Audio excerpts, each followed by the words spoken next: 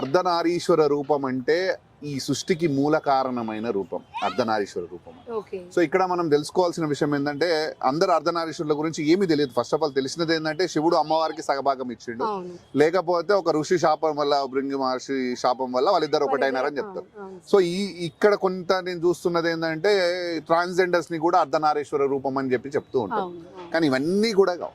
First of all చెప్పాలంటే అదంతా తప్పు. ఓకే. సో అర్ధనారీశ్వర రూపం అంటే నేను చెప్పిన ఇంతమందికి సృష్టికి మూల కారణమైన రూపం. ఓకే. సో ఈ సృష్టికి మూల కారణం అంటే ఈ సృష్టి పుట్టుకకే కారణం ఉండాలి, అవును. అంతే కదమ్మా. సో ఇక్కడ మనం అనుకునేది ఏంటంటే ఇప్పుడు మనం అందరికి సృష్టి మూలకమైన ఇప్పుడు ఈ శివపార్వతులను ఏమంటాం? మన ఈ అంటే లోకాలకి సృష్టికి అమ్మా నాన్న నాన్న అంటాం. అంటాము. కానీ మనం చదువుతున్న స్టోరీలు ఏమున్నాయి మరి?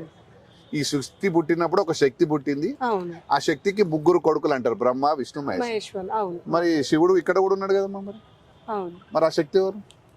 అమ్మవారు. అండ్ మనమైతే అసలు లాజిక్ గా అయితే ఆలోచించాల్సిన విషయమే. మీరు చెప్పండి దాని గురించి. సో అదే అందుకని చెప్తున్నా, కరెక్ట్ గా తెలుసుకోవడం చాలా ముఖ్యమైన విషయం ఇది.